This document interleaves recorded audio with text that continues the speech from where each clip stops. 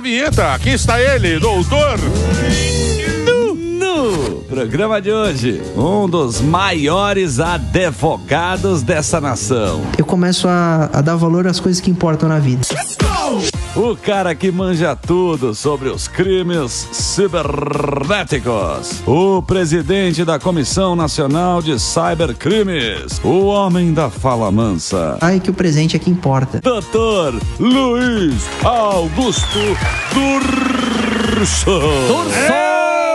Tá aí o doutor, tá aqui o doutor Durso, um dos maiores experts em cybercrimes, sim, em internet. A especialidade dele é essa, é a internet. Então ele traz aqui as novidades, não é? Porque a gente precisa também estar por dentro que a partir de agora esse negócio de internet aí vai ser uma coisa que o mundo inteiro está se acostumando. Pegou, né? Como é que nós vamos chamar isso? O mundo está cercando a internet? Vai deixar de ser uma zona livre? As coisas estão mudando mesmo. Boa tarde, Emílio. Prazer voltar ao Pânico, à audiência do Pânico. Me parece uma tendência de preocupação com o que está acontecendo na internet, né? Eu acho que o mundo não está cercando, acho que o mundo está regulamentando. Acho que seria... Ou regulando. Eu quero um negócio muito complexo para falar sobre isso. Pois então, não. O que eu queria saber é o seguinte: a gente está lá no Supremo, o Supremo está... Ele está com... o que ele está julgando o Supremo agora? Estão julgando isso aí, não é? Agora, exatamente. Agora. Conta aí pra gente. Há algum tempo, inclusive. Conta aí pra gente o que eles estão julgando. O que está rolando no Supremo? O Supremo tinha pendentes 4 ações que chegaram no Supremo para analisar especificamente. O ponto principal é um artigo do Marco Civil da Internet. O Marco Civil da Internet é uma lei que está no Brasil desde 2014 e que entrou em vigor à época para trazer direitos e deveres dos usuários e das aplicações de internet. Você ajudou nessa lei? Em 2014 e pouco, eu ainda estava distante do Congresso, assim, não como hoje. Eu não frequentava tanto audiência pública e tal. Mas depois que a lei foi promulgada, tal, a gente começou a ver... Você manja muito bem disso. Eu estudo bastante. Tá. Mas... Qual é essa lei que eles estão julgando? Então, é um artigo específico do artigo 19, porque hoje o que acontece na prática? O artigo 19 do Marco Civil diz que uma plataforma, uma rede social, só é corresponsabilizada sobre alguma coisa que ali foi postado, junto com o autor, se ela recebeu uma decisão judicial e não cumpriu. Então vem uma decisão judicial, fala: plataforma, esse conteúdo é ilícito, remova. Se a partir da decisão ela não remover, ela pode ser responsabilizada junto com o autor. Antes disso é só o autor. E o Supremo está julgando a constitucionalidade, se é inconstitucional ou não, esse artigo. Já está bem provável, vai julgar pela inconstitucionalidade, já está 2-0. E se julgar pela inconstitucionalidade, esse artigo vai cair, vai perder efeito. Aí nós teremos as plataformas sendo mais responsabilizadas com relação a conteúdos que lá são publicados. De cara já vai responsabilizar? De cara, porque assim que julgou a inconstitucionalidade, imediatamente o... Mas aí eles vão embora, porque eles não querem o processo em cima deles. Ou eles vão aceitar a lei. Não acho que vão embora. Estão pedindo, né? Estão impondo. Em todos os países que as plataformas ameaçaram sair por causa de regulação, Austrália... país da Europa, União Europeia, todos eles ameaçaram e quando veio a regulação eles permaneceram. O único lugar que eles não estão foi onde o governo expulsou, que nem na China. Agora, de resto, eles têm muito interesse. E eles têm interesse na União Europeia, que são países muito pequenos perto do Brasil. Então, eles não vão perder o mercado. É que nem aconteceu com o X. Elon Musk tirou o escritório, foi banido e voltou atrás, porque o mercado obriga a estar, né? É um mercado muito importante para as Big Techs. Então, dificilmente elas vão embora. Mas elas, claro, ontem o Google fez uma nota pública, tal, estão na luta, porque eles defendem a constitucionalidade, porque se derrubar esse artigo, eles começam a pagar multas por publicações que eles não removerem. Aí a gente vai ter um passo anterior. Em vez de esperar a decisão judicial, se alguém denunciar um conteúdo ilícito, você poderia já começar a ter responsabilidade das plataformas. Mas não tem uma complexidade nisso? Porque, por exemplo, se a justiça ela tem um interesse pessoal dela, que ela vai pedir para tirar uma publicação. Isso acontece algumas vezes, né? Isso daí não tem um conflito de interesse? Na verdade, qual é o grande debate nessa história? Hoje, o indivíduo tem lá um conteúdo criminoso. Só tem uma exceção no artigo 21, que é pornografia e nudez. Então esquece esse caso. Saiu. Tá. Tudo que não é pornografia e nudez, você é vítima lá de uma publicação. Tá, uma fake news, seja o que for. Você entra com uma ação judicial e o juiz fala, é criminoso, plataforma tire. A partir do momento que a plataforma não tira, ela pode pagar uma indenização a você, além do autor. O que as plataformas estão dizendo, se o Supremo defender, né, votar pela inconstitucionalidade, que como eles teriam medo da indenização, eles vão começar a censurar pessoas, que eles serão mais rigorosos. Exato. Esse é o argumento das plataformas. Sim.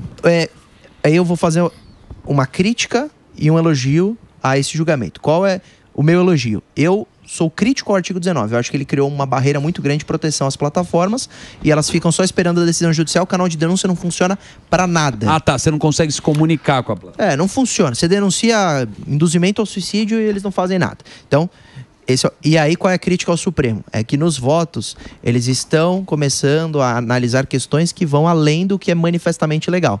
Discurso de ódio, fake news, e isso é um problema. Mas isso é muito subjetivo. Exato. Essa é a crítica. Isso é muito subjetivo. Exato. Discurso de ódio. Não dá porque fica repetindo discurso de ódio, aí tudo vai virar discurso. Isso aí é discurso de ódio. É isso aí. Então esse que é o problema, doutor. Que o cara enquadra onde ele quiser. Isso você não resolve, né? Não, eu estou criticando aqui. Eu estou falando exatamente isso. Você precisa resolver isso lá. Lá tem que você tem que falar discurso. Ele tem que parar. Uma das teses é que quando o Supremo julgasse pela inconstitucionalidade, ele deveria se ater a crimes manifestamente legais e graves. Então tem crime que não dá para discutir. Racismo, pedofilia, terrorismo. Esses crimes são fáceis de se identificar e não têm subjetividade. Agora, fake news é muito difícil. A gente não conseguiu, de maneira legal, delimitar o que seria, né? Descrever a conduta. Então, quando o Supremo agora, ao julgar, começa a entrar nessa seara, me preocupa. Eu vou criticar. Se assim passar, a gente vai ter realmente um problema, porque aí vai deixar na mão de um juiz final. Porque a plataforma pode entender que não é fake news e deixar o conteúdo. O conteúdo foi denunciado. Quem vai analisar se ela paga indenização ou não vai ser um juiz, numa ação independente.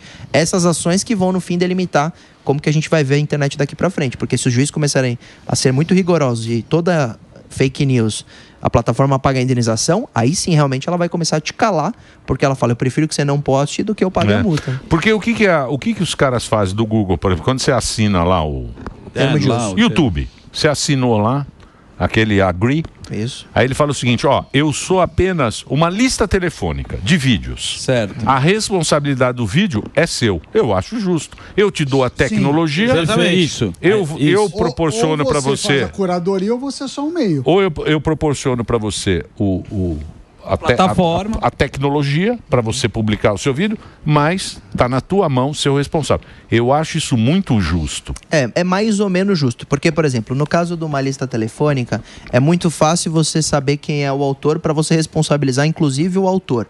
Porque se a plataforma não tem responsabilidade, a única responsabilidade será sobre o autor. Vamos atrás do autor. O que acontece na prática é que, às vezes, em Big Tech, você não consegue nem identificar o autor, porque o perfil é falso e a plataforma não colabora fornecendo os dados de IP. Então, mas você não vai conseguir porque muita gente replica. O problema disso tudo é o tamanho da coisa. Por exemplo, quando sai um meme, você não sabe mais... É o viral, né? É muito grande a possibilidade de pessoas... Hoje tem aquele vídeo lá do... Aquele vídeo da Globo News. Da Globo News. Da jornalista. Que fizeram uma paródia com ela falando. Você viu a paródia? Tem aí? Põe lá pro doutor assistir. Vamos ver. Vamos assistir. O que ele acha? O que você acha desse aí? Põe na tela aí, Põe na tela aí, Cadê o Garrafa? Não põe. Passa dois. Tá produzido aí, ó. Eles têm um vídeo de backup. Aí eles fazem essa brincadeirinha aí, ó, pra mostrar. Olha lá, ó.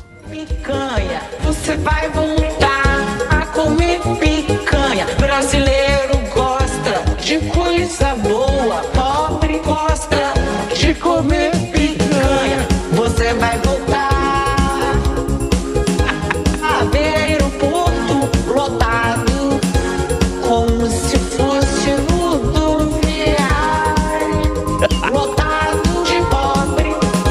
Isso é muito Brasil, né? Isso é Brasil puro. Isso é muito Brasil.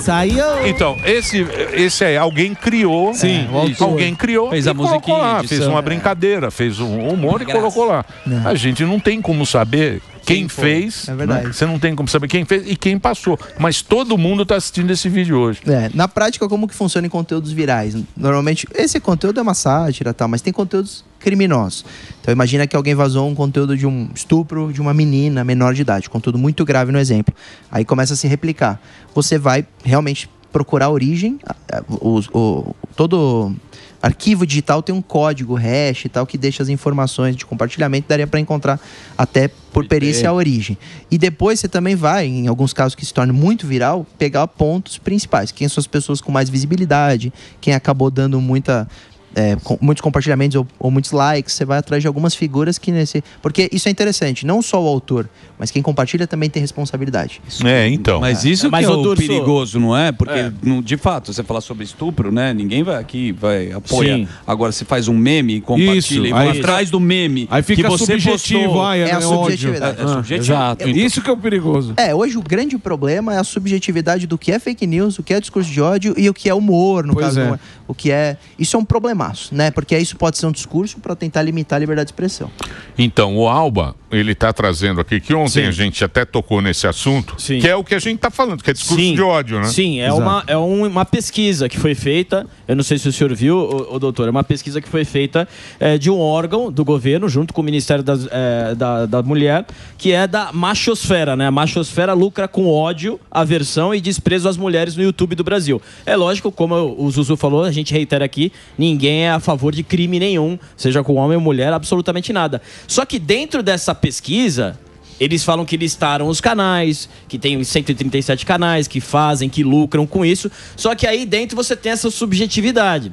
Você tem o discurso de ódio. Inclusive, tem até uma parte dentro dessa matéria que eu separei, que eles falam exatamente o seguinte, olha, além disso, eles reforçam estereótipos prejudiciais às mulheres como desumanização baseada na aparência e no intelecto e ataque a feministas. Aí a gente já entra no espectro político. E aí, por exemplo, a gente sabe, ser bem claro aqui, o discurso de ódio só funciona para um lado. E aí, o medo também das pessoas é que, como é tudo subjetivo, então esse canal aqui, que, por exemplo, tem uma opinião contrária à feminista, então ele é um discurso de ódio, aversão às mulheres, ele entra nessa interpretação. Então esse é o grande problema. E aí listamos aqui 137 canais e tem também a plataforma, porque aí também tem que defender, porque o próprio YouTube não é qualquer coisa que passa no YouTube. Eu que trabalho com criação de conteúdo, o Delari, toda a produção que coloca conteúdo aqui, sabe que o YouTube é bem rígido nisso. É verdade. Então, a pesquisa dá a entender que esses canais estão cometendo crime e o YouTube aceitando. E a gente sabe que o YouTube, por exemplo, a minha esposa, a Giovana, ela trabalha com um conteúdo de crime, o True Crime. É muito rigoroso em palavras e não é qualquer conteúdo que entra. Então, aí vai ficar a pergunta, a palavra do governo com a palavra da plataforma. E nesse meio todo tem o criador. E essa pesquisa, ela é enviesada, porque a interpretação... Porque assim, lógico, como o Alba já fez o disclaimer, qualquer conteúdo que seja de alguma forma ofensivo às mulheres, né, que seja criminoso, ninguém vai querer que seja monetizado ou que esteja no ar. Mas existe uma subjetividade tremenda do que é uma opinião de um indivíduo que seja até machista, né? Que ele tenha isso pra ele, ou que ele é antifeminista ou antifemista, né? Porque tem o femismo também, além do feminismo, e que você pode ter dentro da liberdade de expressão um conteúdo que seja até monetizado. O que vem é uma pesquisa para tentar forçar a plataforma a combater mais uma, que pode ser até opinião, na interpretação de quem fez a pesquisa, porque quem analisou isso não foi um juiz. E mesmo quando o juiz analisa, é um problema, Emílio, porque você pode dizer assim, olha, Dorso, você falou lá alguma coisa no seu Instagram, eu não gostei, pra mim você não pode ter falado aquilo. Pode ser que você judicialize isso e um juiz de primeiro grau entenda que eu errei e um desembargador entenda que não. Sim. Pelo grau de subjetividade. Por isso que eu acho que a gente tem que ter muita cautela quando a gente julga, como o Supremo está julgando e analisa, para sempre focar o tema em que você bate o olho e vê que aquilo é crime. A gente define, eu gosto de definir isso como manifestamente legal. O que é subjetivo tem que deixar falar e a análise tem que ser posterior e não anterior. Porque não é, se você faz anterior é censura prévia. Sim. O posterior é análise jurídica. O juiz vai analisar e ele pode aí sim banir o conteúdo. O que está acontecendo é que eles estão querendo antecipar essa análise. Nesse caso, eles estão tentando forçar a plataforma para a plataforma analisar se aquele canal tem algum tipo de machismo, algum tipo de preconceito para que se tenha desmonetização até o banimento. Então, usa-se de uma pesquisa que alguém interpretou o conteúdo, que pode ser, que não deixa de ser uma opinião de quem interpretou, né? Porque não tem um juiz se manifestando nessa pesquisa. E isso vem com a chancela do governo. Exatamente. Isso é ruim, porque isso são formas de pressionar a plataforma, aí sim, a ela começar a censurar, porque ela já faz isso também. Não, eles censuraram. Na época do Covid foi censura brava. Até o Zuckerberg falou, não. Teve a carta dele, arrependido. Realmente eu trabalhei com o governo. O Twitter, Facebook baniram o Trump. Então, mas como é que a gente vive tranquilamente com essa censura e aceita isso? Não pode. Mas o mundo está aceitando. Porque não dá pra fazer nada. Mas vamos pegar o Brasil, vamos falar na prática. O Brasil teve muito debate sobre o pé das fake news. O 2630. Veio parte aí da política, se envolveu e falou, não, isso aqui tem conteúdo, tem parte lá que pode trazer um prejuízo à liberdade de expressão. Não passou. Não foi aprovado. Agora o Supremo está julgando, muita gente divulga isso dizendo, o Supremo está, de alguma forma, regulamentando rede social. Não está. O Supremo só está julgando a inconstitucionalidade ou não. É que os votos vão muito além do que o Supremo deveria julgar. Isso sim, isso é uma crítica. 3 dias de voto do relator, o Toffoli votou 3 dias, não 3 horas, 3 dias de voto. Então, ele vai além do que deveria ser analisado, que é a inconstitucionalidade. Falar, é constitucional ou não? É inconstitucional? Cai esse artigo, quando a plataforma é responsável? Nessas hipóteses. Acabou. E o resto deixa pro Congresso complementar. Isso é papel do Poder Legislativo, não do Poder Judiciário, né? Essa regulamentação. Então, a gente no Brasil eu vejo isso com tranquilidade. A gente tem um debate amplo e democrático de que a internet, eu acho que precisa de alguma regulação. Eu acho que tudo na vida, a gente tem regulação no trânsito, etc. É assim que funcionam as coisas, desde que ela preserve todas as garantias constitucionais. Se uma lei for aprovada e ferir a liberdade de expressão, imediatamente ela tem que ser considerada inconstitucional.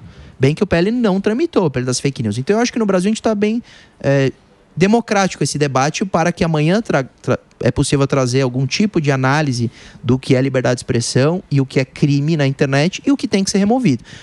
O problema é que aí nós temos a politização do tema, que na direita... O problema é quando vira política. Isso. Porque a intenção é boa, mas a entrega é horrorosa. O tribunal não pode ser político. Exato. E é o que a gente mais vê hoje em dia. Né? Porque qual o problema político ensina esse tema? A extrema esquerda vai dizer...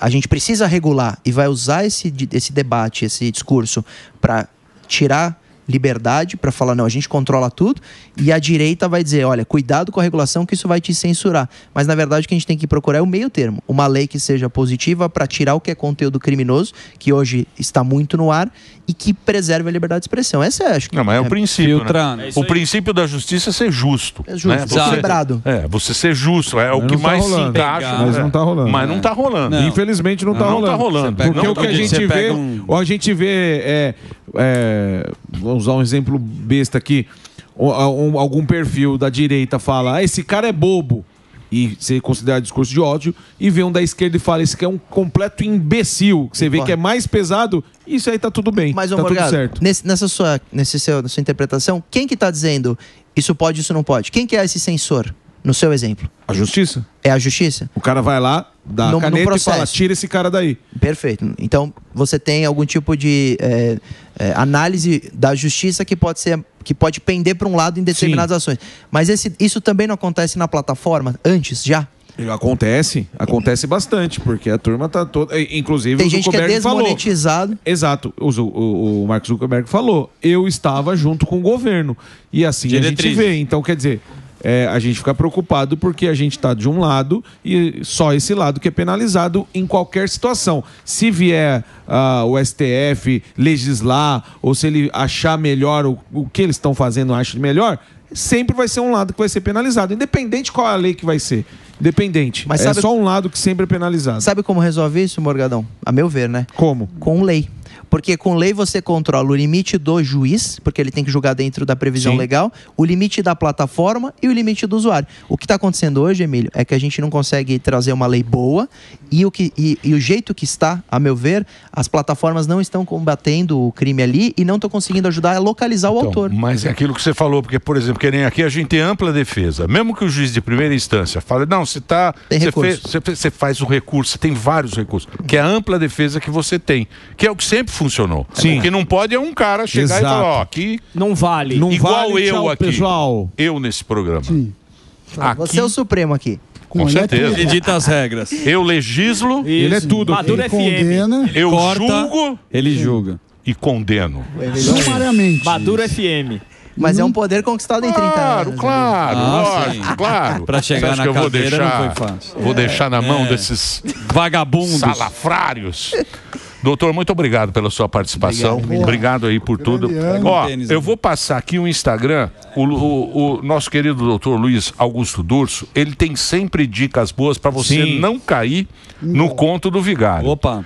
O que tem também que a gente tem que se preocupar é com o conto do vigário que tem na internet, que tem muito. Então ele tem lá, ele sempre está dando dica para você. Entra aí, Luiz com Z, para você que está no rádio, Luiz Augusto Durso, aqui no Pânico, na programação da Jovem Pan. Obrigado, doutor. Desejar para a audiência Feliz Natal, agradecer a parceria desse ano aí e falar que esse debate de hoje é só para a gente fazer essas reflexões para que em 2025, quando esse debate voltar para o Congresso Nacional, porque vai voltar, nós tenhamos, se for a decisão regular, uma lei que preserve a liberdade de expressão, que tire poder das plataformas e proteja o usuário. É isso, isso que eu defendo. E você já está convidado aqui para a gente trocar essa ideia. Obrigado, doutor. Obrigado, é isso.